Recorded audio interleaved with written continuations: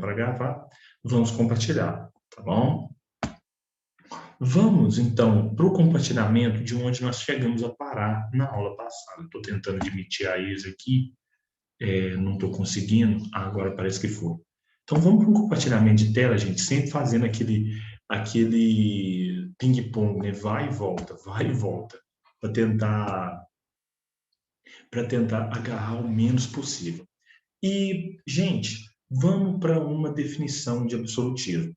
Antes de mais nada, faço uma pergunta. Alguém pode ler para mim até absolutismo na França, fazendo um favor? Se tiver alguém, né, logicamente, pode ler.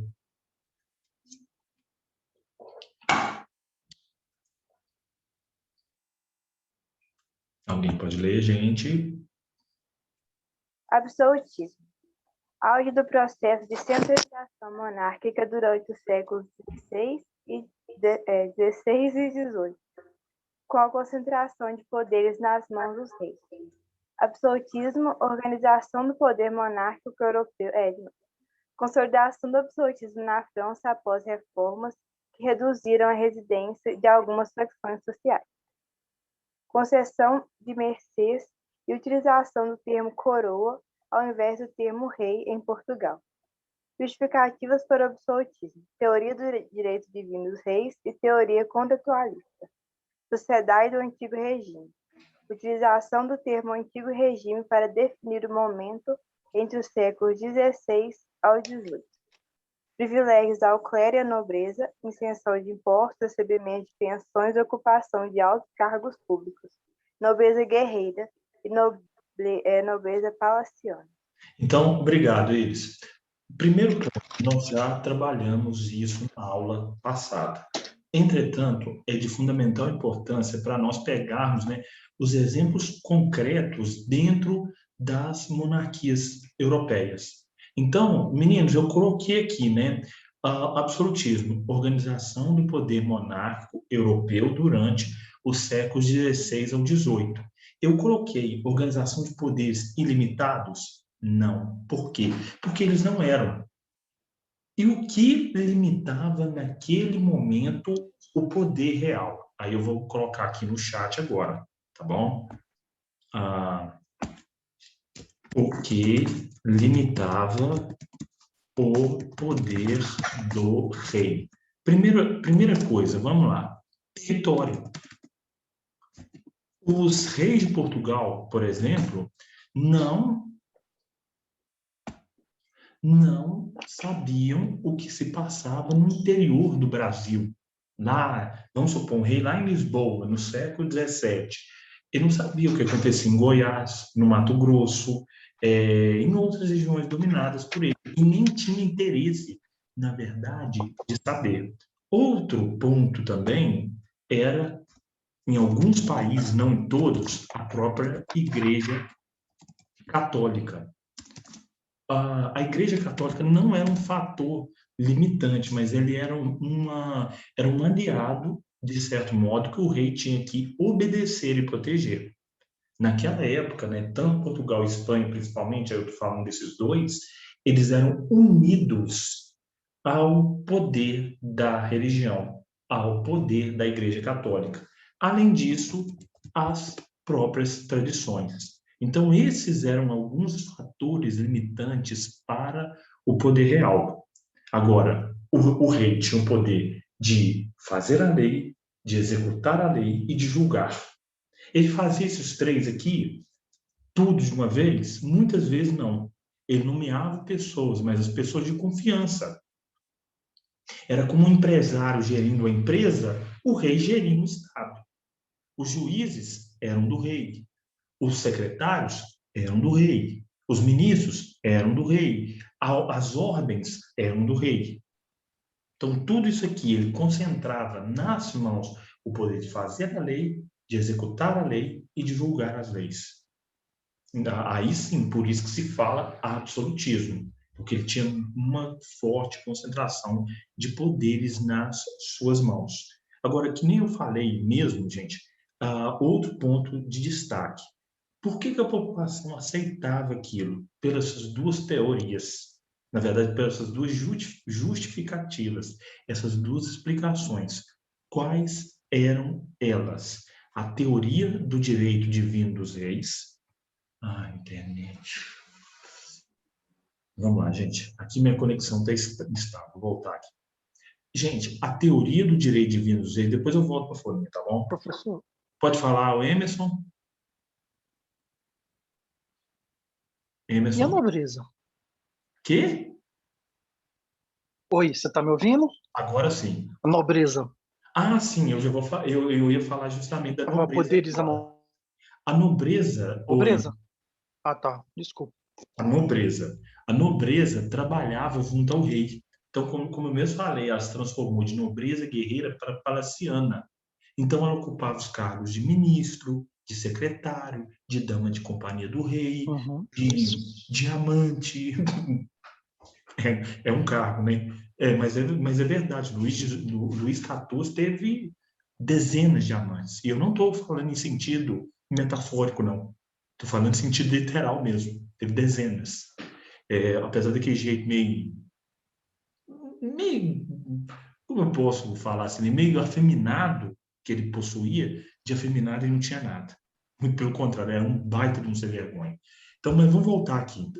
Toda essa nobreza, Luiz, foi atraída para Tinha o seu harém. Boa, boa. É verdade. O Emerson, toda essa nobreza foi atraída para as proximidades do rei, governava com ele. Em Portugal não dava-se o nome de rei, dava-se o nome de coroa, para definir o rei e todos os funcionários que ali trabalhavam com ele. E aí nós vamos ver casos específicos na aula de hoje. Então a nobreza de guerra foi transformada em nobreza de palácio. Foi trabalhar. O Palácio de Versalhes, na França, por exemplo, foi construído para que o rei pudesse aproximar a nobreza dos seus afazeres diários. Eu posso deixar um vídeo depois lá no CREA, junto com essa aula, falando sobre o Palácio de Versalhes. E o Palácio de Versalhes, aquele palácio belíssimo, né? É um símbolo do absolutismo. Ou seja, o poder do rei até onde ele alcançava. É fantástico. Muito bonito, né? E dispendioso. Agora, gente, teorias como contrato social, teoria do direito divino dos reis e outras coisas mais, ajudavam a população a aceitar o poder real. Quando essas teorias foram colocadas em xeque no iluminismo, que a gente vai ver mais para frente, o poder real também foi colocado em xeque. E ele mudou. Mas sobre o iluminismo ainda vai demorar um pouco para a gente chegar, tá bom? Vamos compartilhar a tela de novo. Vou compartilhar. Quase que eu faço meu colocar aqui. Eu vou compartilhando, vou voltando, compartilhando e voltando para agarrar o menos possível, né? Bom, vamos continuar aqui, meninos. Abençoados. Vamos lá. Agora sim, a gente entra no absolutismo na França. E por que trabalhar com a França? Porque a França foi o auge do absolutismo.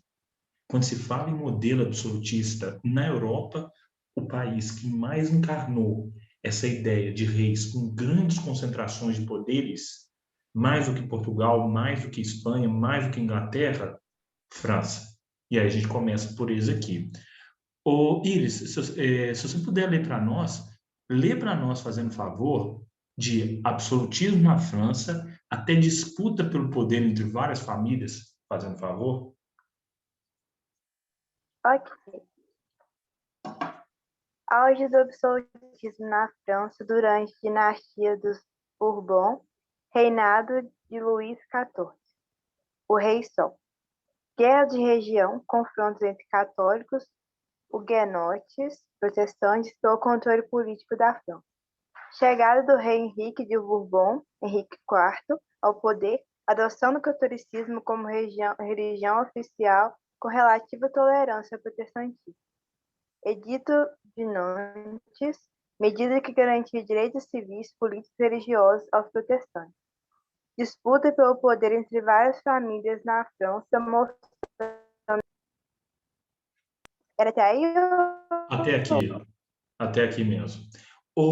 Gente, então, alguns pontos do absolutismo francês. Em primeiro lugar, esse auge, ou seja, o melhor momento do absolutismo, foi alcançado com a dinastia Bourbon. Oh, meu Deus, eu lembrei de uma coisa que eu não aguento, parece droga. Não dá para vocês imaginar o que eu vou falar, né? Outro dia, não, há um ano atrás, o presidente veio a dizer, né, imitando essa frase do Luís XIV, o Estado sou eu, l'état c'est moi, né, em francês. O Bolsonaro veio falar, a Constituição sou eu, em referência ao Luís XIV. Aí o Guilherme Boulos virou e falou assim, ó, lembre lá como terminaram os Bourbon na França. Terminaram como? Terminaram guilhotinados. Ou seja, tiveram as suas cabeças cortadas. Mas antes, até chegarem nessa situação da Revolução de 1789, eles governaram por séculos a França, se formando uma das casas reais mais poderosas de toda a Europa. E, meninos, uma coisa, né? Como eu mesmo falei, antes de se tornar esse centro do absolutismo, a França viveu confrontos. Primeiro deles, a Guerra dos 100 Anos. A Guerra dos 100 Anos faz com que a França saia fortalecida. Quem perdeu a Guerra dos 100 Anos foi a Inglaterra. E aí, com essa vitória, né, ganha força a centralização monárquica.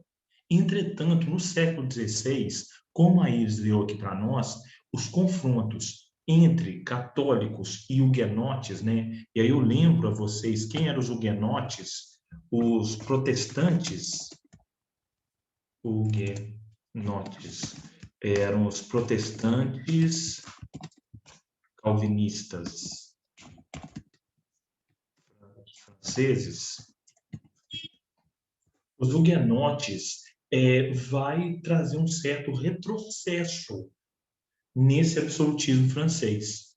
E aí a conversão, né, do rei Henrique de Navarra, que depois assume o título de Henrique IV, ao catolicismo, ele era protestante, né, e deu aos huguenotes franceses uma liberdade de culto. E o Edito de Nantes, né, que é como a Iris deu para nós, o que é um edito? Uma lei. Na verdade, eu escrevi edito, né, mas edito, lei. O Edito de Nantes dava aos protestantes franceses alguma liberdade religiosa. Liberdade religiosa, por exemplo, que eles não encontravam em Portugal, não encontravam na Espanha, não encontravam na Itália. Enquanto o Edito de Nantes não foi revogado, os protestantes franceses até se viraram bem. Com a revogação do Edito de Nantes, ocorreu um enorme massacre na França, chamado de Noite de São Bartolomeu. Noite de intensa matança dos protestantes franceses pelos católicos. Então, essa noite de São Bartolomeu deixava claro, depois, né, da revogação do Edito de Nantes, não aceitamos protestantes no nosso território. E assim se deu até a Revolução, na verdade, o pós-revolução, né? Continuando aqui, gente, voltando a compartilhar a tela, vamos continuar em aspectos relacionados à Revolução Francesa, né? Ô Iris, pode ler para nós, fazendo um favor, até teóricos do absolutismo.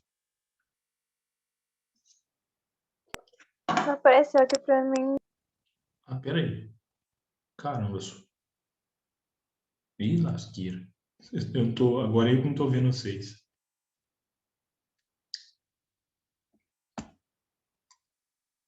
Peraí, sim, agora eu vi. Agora foi. É porque eu esqueci de compartilhar. Foi. Iris, agora lê para nós, fazendo um favor, até teóricos do absolutismo.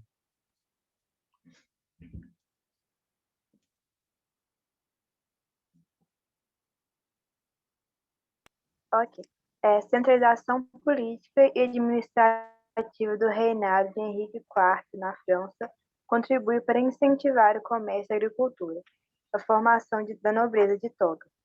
Assassinato de Henrique IV e sucessão por Luís XIII, ainda criança, e o governo exercido pelo cardeal Richelieu.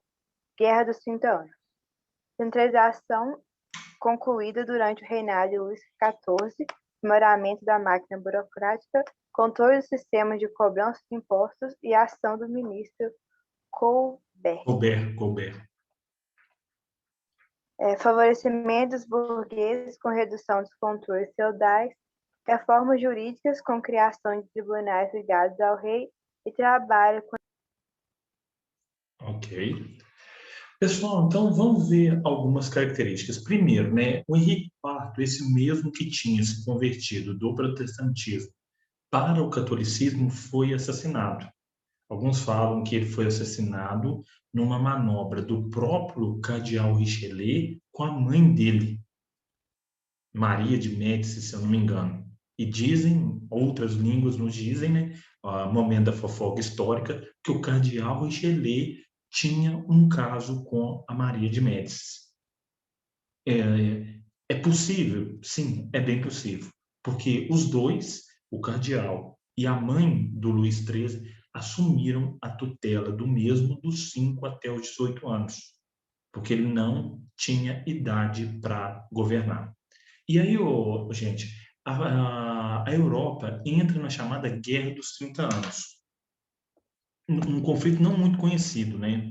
Mas Guerra dos 30 Anos. Confronto entre várias casas reais europeias envolvendo questões de sucessão monárquica. Então, por exemplo, gente, aqui no Brasil, a Guerra dos 30 Anos reverberou, ou seja, chegou aos sons com a restauração portuguesa. O que foi isso, né? Portugal, que estava dominado pela Espanha até a União Ibérica, até o fim dela, em 1640, volta a ter um rei de origem portuguesa, uma família de origem portuguesa, a família Bragança. Então, como a família Bragança chegou ao poder? Fruto dessa Guerra dos 30 Anos contra a Espanha. Na França, né, instalam-se guerras contra regiões próximas para se determinar a sucessão do trono.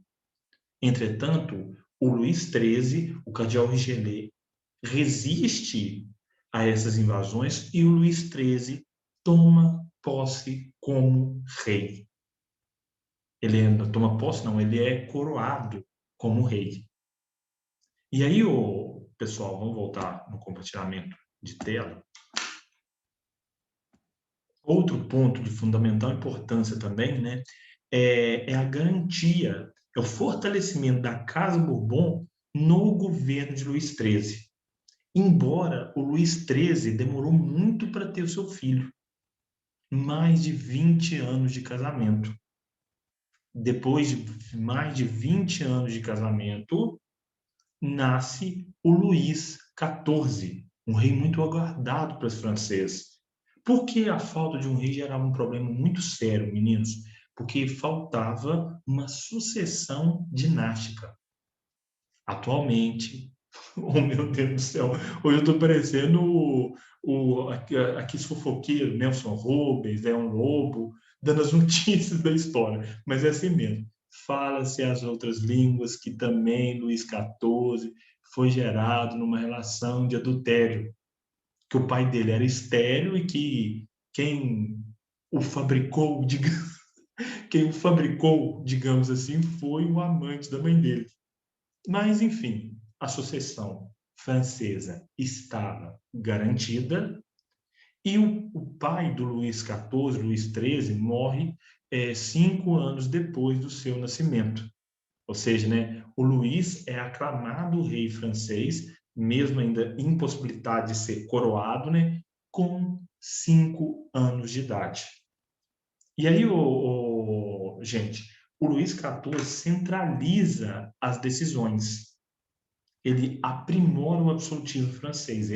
Por isso que ele é o auge ele é considerado o momento mais forte, de O maior ápice. destaque, o governo do Luís XIV. Desculpa, falei 16, não, 16 é o neto dele. O bisneto, na verdade. O 14, Luís XIV, é o auge do absolutismo francês.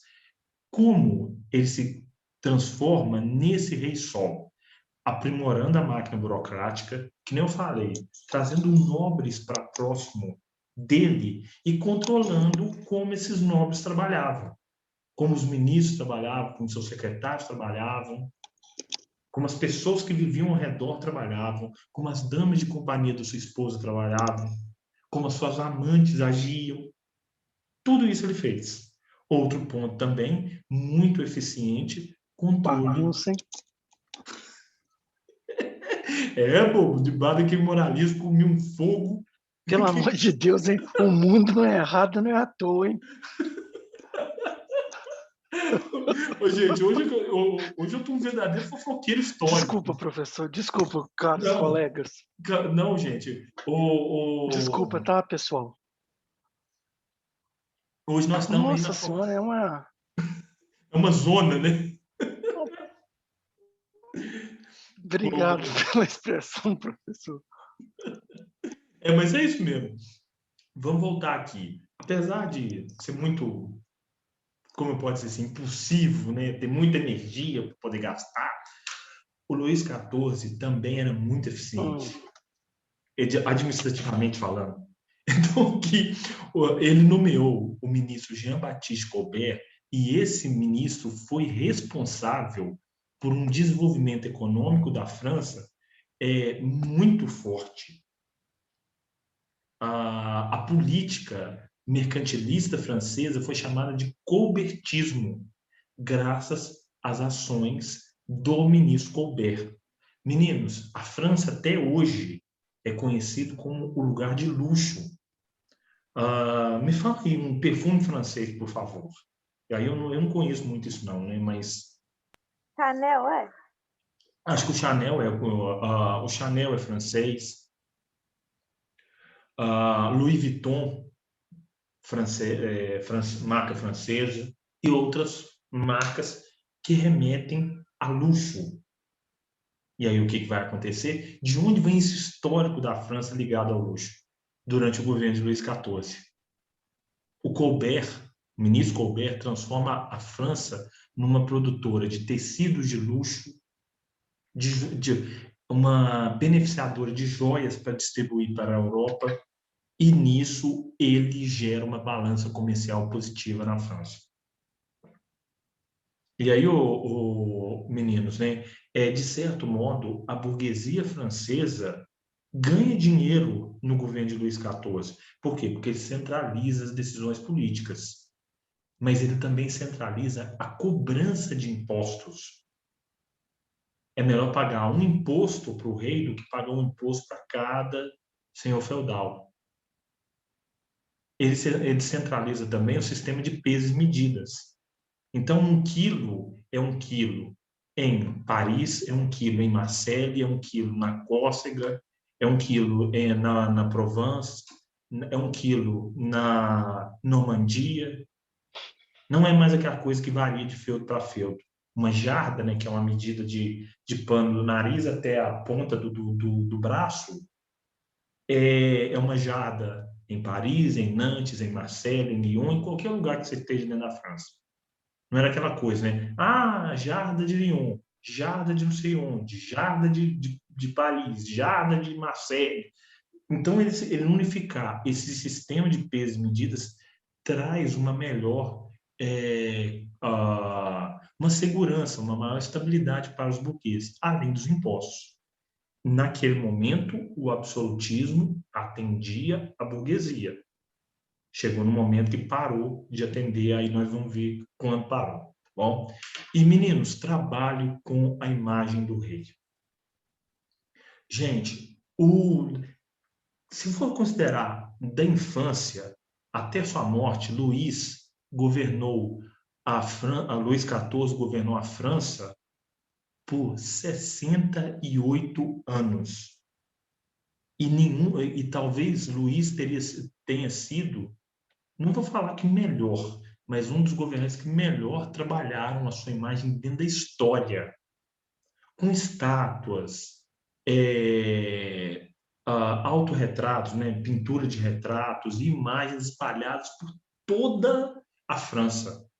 Qual era a ideia, gente? Se você visse uma imagem no norte da França, no sul da França, no leste da França, no oeste da França, você identificava, esse é meu rei.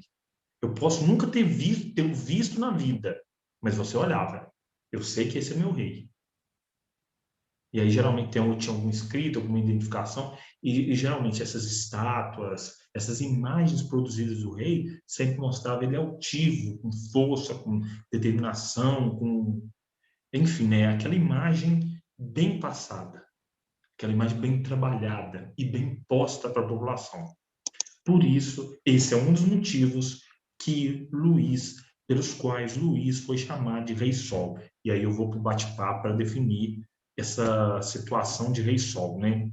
Fofoca histórica. E eles amam fofoca histórica. E eu vou ter muita para contar. Nossa, essa época tem demais. Rei Sol.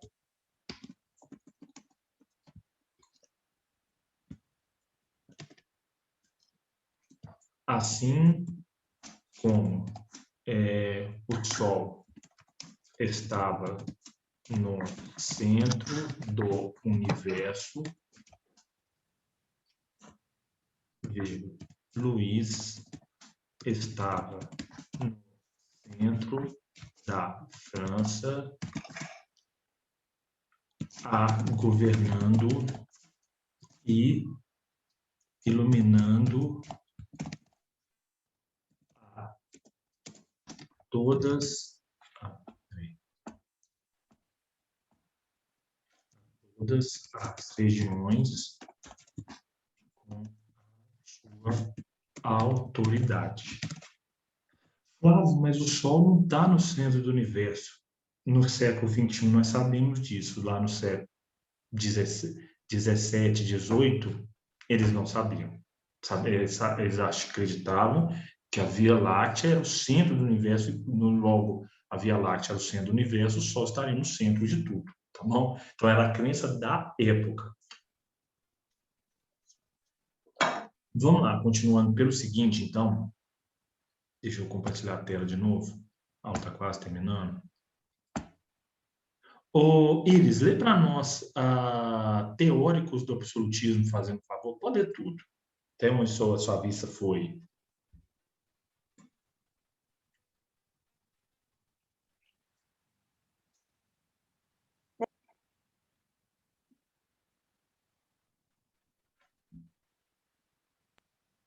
Tá, necessidade justificativa para o poder real e argumentação a favor da formação de um poder forte e centralizado.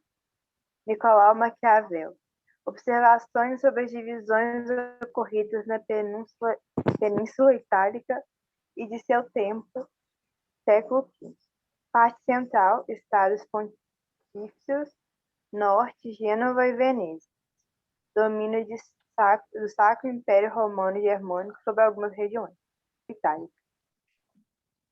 Escrita do livro Príncipe por Maquiavel neste contexto de convulsão social e política na região de Florença. Concentração da obra nas maneiras pelas quais um governante possui para alcançar e se manter no poder. Poder militar e astúcia são fundamentais. Levar em consideração como as coisas vão. Virtude, capacidade do governante agir de maneira racional e planejada. O governante deve estar no pensamento medieval a partir da ideia de que valores morais. e a afirmação de que a prática daquilo é considerada.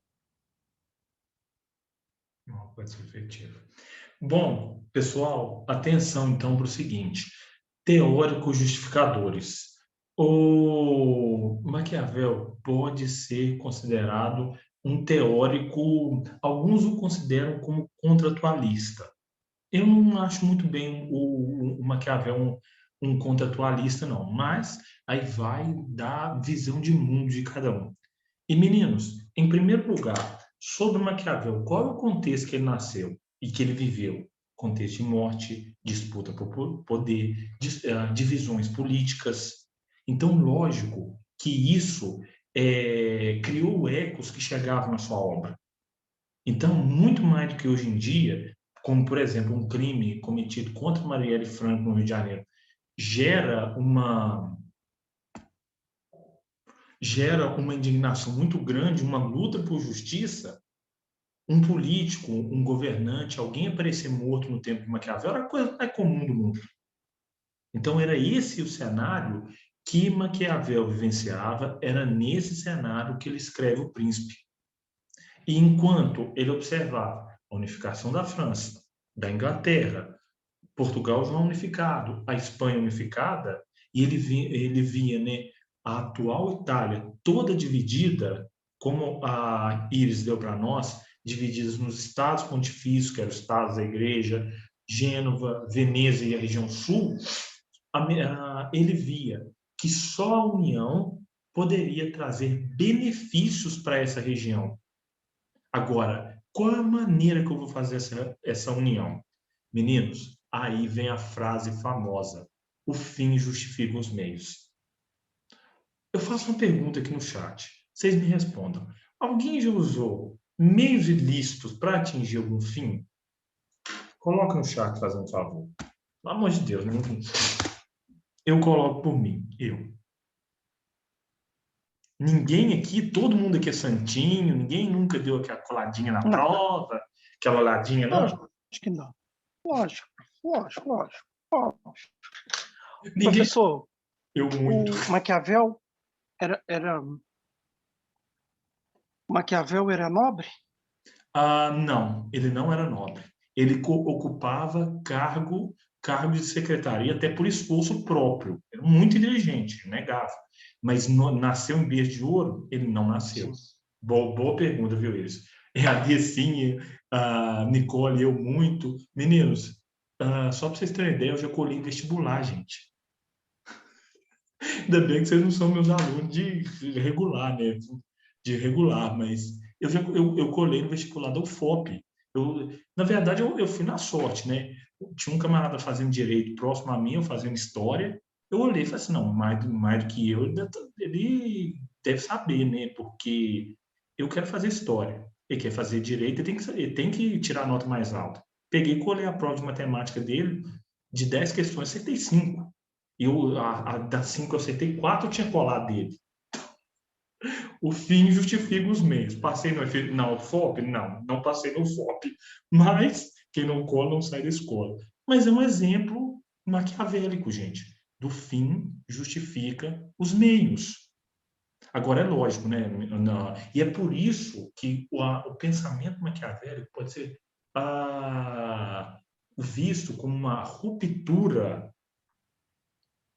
com o que vigorava na Idade Média. A Idade Média era o bom cristão, era o bom governante. O Maquiavel vem dizer, meu filho, eu não quero saber. Na vida privada existem valores que não podem ser negociados. Então, na vida privada, você tem que ser um bom pai, tem que ser um bom trabalhador, um bom sei lá o quê. Mas aqui, na política, a política é um campo de batalha e você tem que agir de acordo com a situação. Pois o fim justifica os meios. E Maquiavel é genial, gente. Nossa, que sujeito genial. Do mal, mas genial. Se eu não me engano, está no túmulo dele, né? Muitas vezes lembrado, mas pouco amado. E é verdade mesmo, viu? Meninos, e Maquiavel vale para tudo. Quem nunca contou uma mentira para conquistar aquela sujeita que está interessado? Quem nunca? Bom, Já que nós estamos falando aqui no campo das fofocas históricas e tudo mais, é lógico que você já contou que é mentira. É lógico. Ou você omitiu determinadas verdades. É lógico. Por isso que, na hora que eu encontrei minha esposa, eu falei assim, não, aqui eu vou me apresentar como eu sou mesmo. Um pobre professor que está começando a vida aqui ainda. Aí, na hora que eu encontrei, eu falei assim, não, essa aqui vai gostar de mim pelo que eu sou, não pelo que eu falo que eu tenho. Aí eu já fiz medicina, já fiz engenharia, já fiz um monte de curso. Tudo falando mentira, tá bom? Então, aqui, Não nego o passado, hein, professor? o fim justifica os meios, homem. Oh, vocês não entenderam, não? Eu tô Boa, Nicole. O fim justifica os meios, homem. Naquele momento eu consegui, pronto. Ai, Ai, meu Deus do céu. Bom, vamos lá então. Gente, agora, volto a repetir. O último documentário que eu vi sobre Maquiavel tem algum tempo, né? É incrível como é que as ideias de Maquiavel são tão espalhadas na sociedade que muitas vezes um governante pratica Maquiavel sem nunca ter aberto a obra dele. Uma vez o Clinton, né, fala mentira de outro escândalo sexual, já que a gente está falando em escândalos sexuais hoje, né, usou Maquiavel para se justificar. Lenin, Churchill, Napoleão, todos usaram Maquiavel ao longo da sua história para justificar as suas atitudes. Ele é genial. Na próxima aula eu continuo falando um pouco mais sobre ele. Outro link, viu, pessoal? E aí depois a gente vai para os exercícios, tá bom? Então vamos lá, né? Esperando aqui. Boa, Nicole. E se a mulher fosse médica? Tá? Não, mas não dava certo, não. Era muito para mim. Essas eu nunca consegui enganar, não. Era o tempo que eu estudava, pô. O tempo que eu estudava. Aí